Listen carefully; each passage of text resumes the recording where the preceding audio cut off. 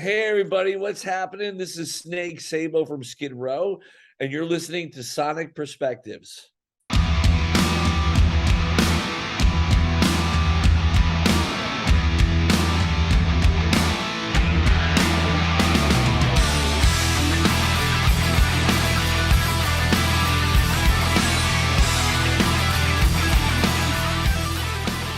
I'm Robert Cavuto. Today on Sonic Perspectives, we're speaking with Snake Sabo of Skid Row for the release of their new CD, The Gang's All Here, due out October 14th.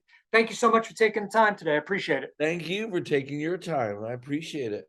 You know, before we get into some of the questions about the new CD, I wanted to let you know that back in, I guess it was 1989, I saw you play at the Cat Club in New York City. 1988. 88. Yeah. And that was a tremendous show. I think the album was out, right? No, it wasn't out yet. Oh, wow. Yeah, it wasn't out yet. We had I think we did that show. That was one of the shows that we did, I think, right before we went into the studio, if I'm not mistaken. Because there was about a 2 or 3 month window from the time we were done, 2.5 months, where we were done with the record. And when it was released. So you know what? The record came out in the 3rd week of January, or the 4th week of January, and we started the tour pretty much right on the same day. So it had to be before the record came out. Yeah. Wow. Yeah. What a great show. Place was packed. I remember it was really, really sweaty. It was really sweaty, which I love shows like that. I love gigs like that. You guys killed it that night. What a great show. Thank you. So, you know, I think I've been listening to the album since Tim sent it to me. I think it's a tremendous release. And does the band feel re-energized having a new singer and this new album out after so long? Yes. If you knew Eric Grönwall, our singer, you would understand why. He's a force of nature. His positivity and his humility and his energy, his electricity is so infectious. And you know, he owns these songs. Like, you could tell on the record when he's singing those songs, he's owning them. And that's what you want. And he does the same thing with our material that came before him. He owns it and he respects it and he pays tribute to it in a sense. And having him in the band has been an absolute blessing, man. I have such admiration for the guy, and I think he's a tremendous talent. Obviously, his voice is spectacular, but he's a great performer and he's a great bandmate. No. And he's not about how can I shine the light more on Eric. It's how can we make Skid Row the best band in the world? Like, that's his viewpoint. I think he did a tremendous job. I think Skid Row was always tremendous at angst and rage and melody. And I think he really captured that perfectly with the music. You know, I think it's very reminiscent of the first 3 albums that you guys did. It has that, you know, old vibe, but clearly new and fresh material. And I think you guys, you know, and him singing at the helm really killed it. Well, I think Nick Raskulinecz, who produced the record, and he's got an amazing resume on his own. It's you know, everything from the Foo Fighters and Alice in Chains to Rush and Stone Sour, Hailstorm. He is brilliant. And when he expressed interest to Rachel that he wanted to produce a Skid Row record, we initially thought like, he's just being nice, you know? Yeah. And then he was repeatedly stating that. So when we finally were like, took it seriously, we were like, let's see if we can make this happen. And we got all the logistics taken care of in order to make it happen. He came in with this idea of his vision when he told us the record that he wanted to make. And he's like, I want to reintroduce you guys to Skid Row. Yeah. And it made sense because throughout our history, we've always attempted to do something different from record to record. We didn't want to be redundant. And then all of a sudden you look back 33 years later And you're like, wow, we're pretty far away from where Yeah. we were. Obviously, a lot of life has passed in between that time. You're a 21, 22-year-old kid when you're doing your first record, and now you're an elder statesman, if you will, and that's a nice way of saying old. And but he believed, and rightfully so, that there's an essence that are in us that still burns. There's the reason why you started doing this in the first place, and that you still continue to do it. Mhm. And like, there's a lot of layers to the onion, but what's in the heart of it is still very much the same. And for me, it's like that 16-year-old kid standing in front of a mirror with his guitars, slung low, pretending to be Ace Frehley or Randy Rhoads or Michael Schenker, and those that feeling of needing to express yourself through your instrument never goes away. Again, it's about kind of going through the weeds there to just rediscover that. And so we went into a room, the live room of his studio, set up our amps, set up the drums, and just started jamming. And he would listen to the songs and start going, I love that, I love that. And then all of a sudden go, okay, that part right there, why don't you do something like you did in the second B verse of Monkey Business? It was like, oh, light bulb, light bulb moment. And then all of a sudden everybody starts throwing ideas out, and you're just getting this wealth of creativity swirling all around you, and it's inspiring. And it's a challenge being put forth, by Nick. Like, let's get there. I know you can, I know you have it in you, but let's get there. And sure enough, every challenge that he put forth, it was a pleasure to face and to embark on. It made me personally a better player and a better person. Opened my eyes up to a lot of things that maybe I hadn't visited in a long time. So it was really cool.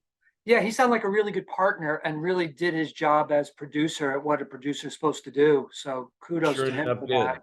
Yeah. Sure enough did. I look forward to working with that guy again, because and more in the future, because it was an exhilarating experience. Yeah. Like, there was you had a room that was just full of positivity and good vibes.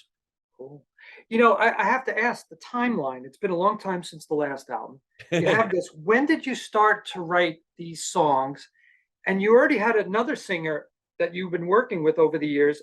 So tell me a little bit about the process from Revolutions Per Minute in 2006 to this. When did you start writing, and how did it all come together to get Eric? Well, we did 2 records, EPs in between Right. Revolutions Per Minute. So, and the idea was, let's do EPs so we can release music more frequently. Well, we started touring an awful lot. Yeah. But in doing so, we don't do well with writing on the road. We've never been really good at it.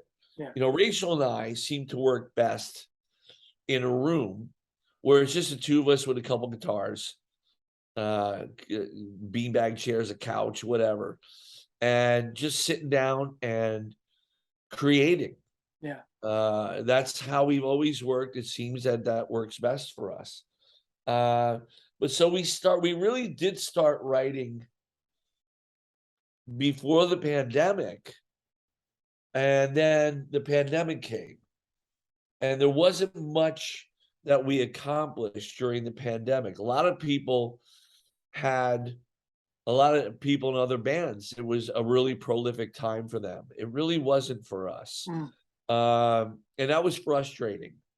Here and there it was, but writing via Zoom is really weird. Yeah. There's a delay, there's a latency problem, and so you're not conveying the ideas in real time. So that's a little frustrating, and you lose momentum, I guess. Mhm. But other people were able to. I mean, it's very doable. Obviously, a lot of other people did. It just didn't work for us. So when we started nearing the end of the pandemic, and I think when we got together with Nick and started showing him what we had, we also started creating new things as well. Okay. And that was born out of getting a really defined direction of the record from Nick. Mhm. Because I wouldn't say that we were all over the place, but it was a bit disjointed. And I love that, that everybody left their egos at the door in the parking lot, Yeah. and we came into the studio to jam together. And it was all about, it's always been about best idea wins.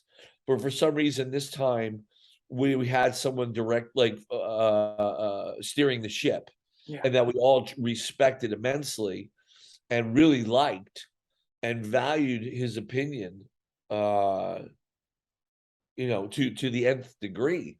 And so it made it was such a thing where, you wanted to accept and the challenge and rise above it to make him happy. It was really cool. It was Yeah. really cool because his excitement is unparalleled. Like his love of music, he has an encyclopedic knowledge of music, and he's very well versed in our history. So we weren't talking to or dealing with a guy that was a stranger to us musically. And so as we were moving further along with the record, and we were coming out of the pandemic, and things were beginning to really come into focus, we started realizing that we were going to have to make a change. And we had been starting to go in a different direction than ZP was going. And I think we all thought that we would reconnect, Yeah. and we just didn't. And it started drifting further and further apart. Now, there was no animosity, no, horrible argument or arguments, no mudslinging at all. I like Z, and I had a lot of fun with him, and he's a great singer. But it just he was about 2 or 3 songs into the record, and with everything else, it wasn't just it was a number of things, and it just that divide increased. Yeah. And so we had to make a difficult decision, and we were up against a wall, really, and we had to finish this record. We had a residency with the Scorpions coming up that we didn't want to cancel, and Eric flew onto our radar. He was on our radar back in 2009 when he did 18 in Life as his audition for Swedish Idol. Right. Again, he in 2018, I believe it was 2019, he was on his band was supporting us in Europe. So once again, we were familiar with him, and knew that he was a great singer and a great performer, but we never really hung out or we exchanged pleasantries in the hallway as we were walking by or whatever.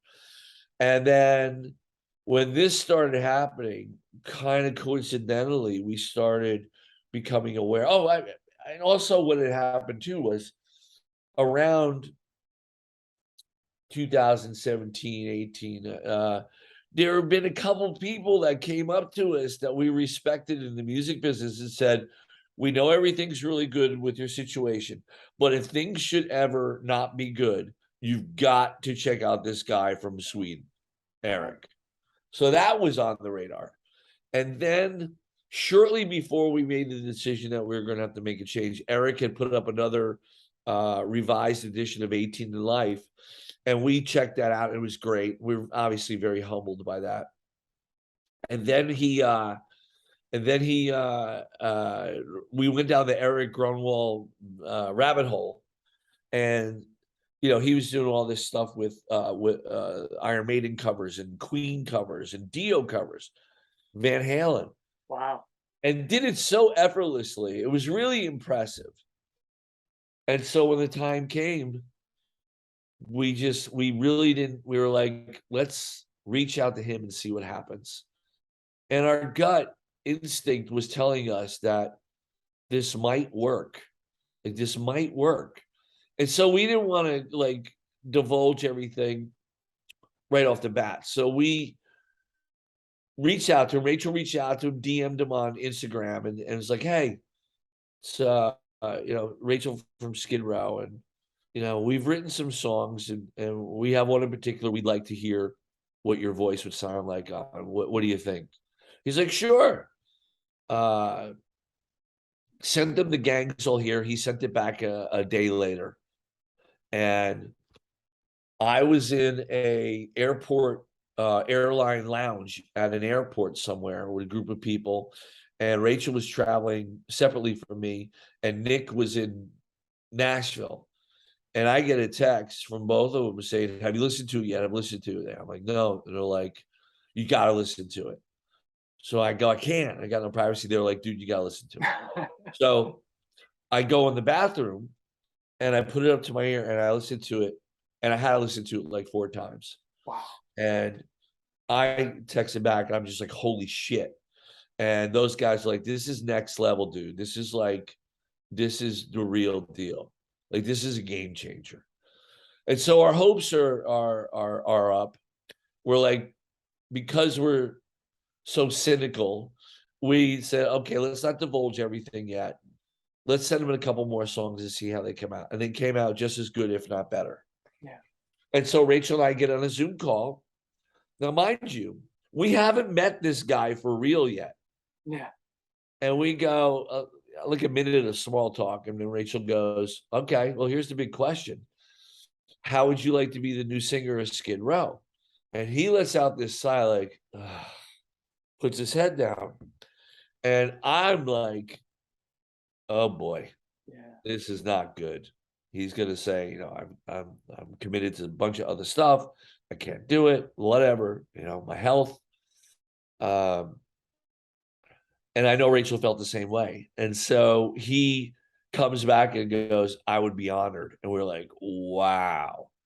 So mind you, we asked him to join the band without hanging out with him, without meeting him at all, without getting to really know him. But he's got such a warm, genuine personality that we were just trusting our instincts, really. Yeah. And he did 8 of the 10 songs before we ever got in a room with him, working remotely with Nick. And we got in a room, on March 22nd, because the Scorpions residency was starting March 26th. We flew him from Sweden to Las Vegas on March 22nd, but he had a layover in New York, and I fly out of New York. So we both got together in New York, and I went to meet him for the first time. And I kid you not, it felt like, it really felt like I had known the guy forever. Nice. Such a humble, gracious guy, same sense of humor. We laughed at the same crap. Easy to talk to, and just what a great positive presence to be around. And so we drank a bunch of beers together, and again, it was so easy. And I'm thinking, the cynical side of me is like, something's got to be wrong. Like, something's just, it can't be this good. Yeah. After all this time, it's simple and it feels really right. And so I had to call Rachel up, and I had to bust his balls, and I call him up, and I'm like, dude, because Rachel was already in Vegas with the rest of the guys. And I'm like, dude, we got a problem. He's like, what? I go, this guy is an asshole. I go, he really is. He's an asshole. I go, I don't know what we're going to do. And he's like, you've got to be kidding with me. And I go, yeah, man. I go, I can't even talk to him. And then he hears Eric laughing in the background. He's like, oh, you're an asshole. And so we end up going to, Vegas, and the band gets together, and we all sit down and have dinner and drinks. And it was like the guy had been a part of it for decades. It really was. And that's really, really rare when something like that happens. So we rehearsed on Wednesday. It was really, really great. He did his homework amazingly. knew all the songs as well as we did, and we just had to work on segues and things like that. The little things that you know, make a show roll. And so we rehearsed Tuesday and Wednesday. I mean, well, Wednesday and Thursday. Took Friday off because it felt really good, and played our first show on Saturday. So we Wow. literally played our first show 4 days after meeting him. That's awesome. That's a tremendous story. That is a great Incredible. story. Yeah. You know, I have to ask, with so many singers, when you're writing songs, creating riffs, and you've worked with so many singers for Skid Row, whose voice do you hear in your head when you're coming up with these ideas and these riffs? I would say our own, but yeah, I would say our own. And it's not, it's just a case of when you find a melody that you like, Yeah. that you really think is strong, you just go with it. And then you hope that the person that you're working with can do it. I've come to find, we all have, that Eric can pretty much sing anything. Anything we put forth to him, he could sing. Yeah. There was no, we have to change this or change that, or and that's fine, because that's going to happen. That's part of the process. But anything that we put forth, he could sing. Yeah. Tremendous. And you guys really have an affinity to writing melody-driven songs throughout your career. Great stuff. How do you not stagnate from that mantra and that approach? Our influences are really varied. Rachel and I had many of the same influences growing up due to our older brothers and sisters turning us on to just great music our whole lives. And we're the same age, and we were raised on the same exact stuff, from Elvis to the Beach Boys to Motown, Beatles, obviously, Rolling Stones, Humble Pie, and the Stax records, and then going into Black Sabbath and Kiss. And he was more into the punk rock movement than I was, but I was certainly familiar with it. And just, you know, we wanted to write things that people would be affected by in a positive way. We wanted to be able to communicate with the world through our music. And the idea of connecting, like this is still the thing that is the driving, one of the driving forces is the idea of being able to create something out of nothing and have that touch somebody emotionally halfway around the world. It's incredible. Yeah. It's really an incredible thing. Like, it blows my mind. And still it impacts me in such an amazing way, just being out on stage and seeing someone in the audience sing back a lyric to a song that you were part of creating. Like, that's just incredible to me. Incredible. Yeah. And it never loses its impact on us. That's awesome.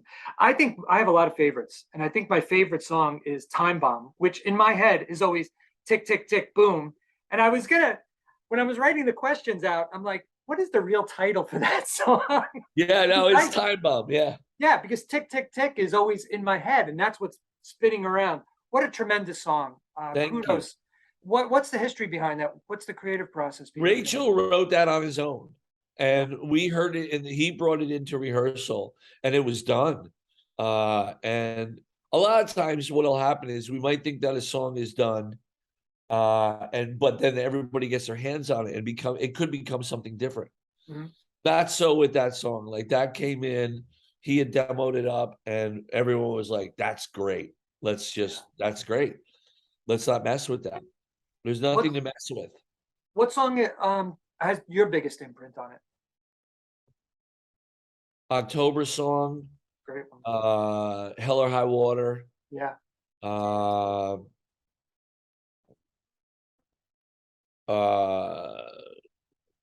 World on Fire. Great stuff. Resurrected. I like think that. But you know, it's funny, the way we write is, it's tough to say who comes up with what, because it's ever changing. and one person comes up with something that inspires the other person to add on to it or change it up a little bit to make it different and better. So it's that process is like there's a flow that goes along with it. Mhm. And we kind of both just know when we get to where we want to be at. It sounds like a big stew. Everybody's throwing in, is. and it's just kind of stirring it, and it's getting better and better, cooking. Yeah, it's like, like Rachel and I historically have been the guys that come up with a lot of the skeletons of the songs, if you will. Yeah. But it doesn't become a Skid Row song until everybody gets their hands on it. No, that's great. We were talking about this earlier with the Cat Club. That was a great venue for a launching pad for a lot of bands. I think I saw Jakey Lee's band there with Ray Gillen. I saw Extreme. I saw you guys. A lot of times, even before the albums came out, you have to think too that 1988, you beat grunge by like 2 years, right? Yeah. Do you think your Yeah. career would have been different like a couple of years later? Couple years later, probably. Yeah. Yeah, probably. We had been building a reputation in the tri-state area since '86. We had a different singer, but we were still drawing, doing really well. And so it wasn't until '89 that the first record came out. And it was such a great time Yes. in music. And we toured Bon Jovi, Motley Crue, Aerosmith, and then released Slave to the Grind in '91, and that came in at #1, and we were able to go out with Guns N' Roses, and then headline with Pantera opening and Soundgarden opening, and that worked until about '93, and to be honest, we were burnt out. We were pretty burnt out. We had toured for 18 months on the first record and then 22 months on the second record. Wow. But we went everywhere. And that's the way you have to do it, though. Because by doing that, then it allows us to go back there now, essentially. Yeah. Because there's still people who want to see the band in Spain, in France, in Germany, in the UK, Australia, New Zealand, Japan, Right. because we had always toured there. And it was really important. We wanted to see the world. We wanted to bring our music to the world and hopefully touch people on a global basis. No, that was great. I have to ask too, when did you first realize your success? And what was the first thing you treated yourself to or bought yourself? The first thing I bought was a used Jeep. It wasn't a wreck, but certainly wasn't, tricked out or anything like that. It was just I'm not a big car guy, so I just wanted something to be able to get around in, and I found a used Jeep, Yeah. Which was really funny. Because, the thing is the way that the accounting works is you can be selling millions of records, but you're not seeing a penny of it yet, And so, Yeah. we're 18 to Life is blowing up, and it's #1 most requested video, and the record is selling. We're still eating macaroni and cheese and tuna fish, So here's when I knew for me that things had changed was in December of '89. We had off for the holidays. And I was still in the Sayreville area in New Jersey, and me and my best friend Mike, who I've known since I was, we were kids, decided to go Christmas shopping at the East Brunswick Square Mall, and we're walking around, and all of a sudden, people start noticing me, and I'm not aware of it. I'm for whatever reason, and start recognizing me, I should say. And some people start coming up and asking for autographs. Like, yeah, of course, autographs. Next thing I know, the crowd is building, and I'm like, I'm in the middle of the mall, and Mike's looking at me. He goes, "Dude, my friend." He's like, "Dude, this might get a little out of hand." I'm like, no, it's fine. So I'm just signing. I'm not thinking anything of it. Next thing you know, there's about 300 people there. Oh my God. It was crazy. And I had to get escorted out the back delivery hallway by the security of the mall. Awesome. And that just goes to show you how naive I am, like, you know, and that's why I went, oh, ooh, things are different, you know. Yeah, that's a I great haven't story. even thought I was living in a 1-bedroom apartment above, you know, a woman's garage, to be quite honest. Yeah, So I was like, okay, things are definitely different now. that's a great story. Thanks for sharing that one. Yeah, I want to be respectful to your time, but you guys are going on a tour? You're doing a we tour are. starting in September, and then We start up again on the. I leave on the 8th of September. We do some dates in the States, and then we go over to Europe for October, November, and then we're back in the States for a short period of time, and then over to Australia and New Zealand before awesome, the end of the year. awesome. And then we start up again in March of next year. It's you know, it's one of the things that luckily we've been able to continually tour throughout. You know, we were doing it under the radar. When I tell people that we average over 100 shows a year, they're like, wow. And I go, and that's been going on for a while. Yeah, Like really a long, long time. I mean, we did the Kiss tour in 2000. We went out with I saw you for that. yeah, we went out on the Rock Never Stops tour with Tesla. We went out with Poison, and then we went out on our own continually.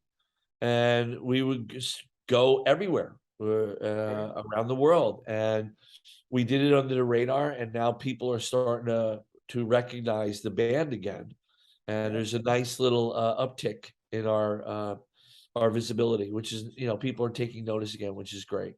Yeah, and I'm planning to come out and see you guys when you play the Wind Creek in Pennsylvania. It's kind of Bethlehem, yeah. yeah, Bethlehem. It's like 45 minutes away from Oh, great. Jersey, so I'm definitely Yeah, great, great, great. But I want to thank you for your time today. Really insightful and interesting interview. And I love your Kramer Snake guitar. Very cool. Thank too. you so much. I'm very, very proud of it, man. Really, Yeah. really proud of it. And it's great to be a part of that family again. And the Gibson people have done such a great job with resurrecting that brand and allowing me to be a part of it is very humbling and an honor. So I really appreciate you saying that. Yeah, Thank you. beautiful guitar. And every time I drive down to the shore and I see the signs for Neptune, instinctively Kramer. That's Neptune. Me Kramer. too. Me too, dude. Me too. Whenever I get down to Jersey Shore, it's the same thing for sure. Well, thank you so much, Snake. Have a great day. And I really enjoyed speaking with you. All right, Robert. The pleasure's all mine, buddy. You take care of yourself. Bye-bye. Bye.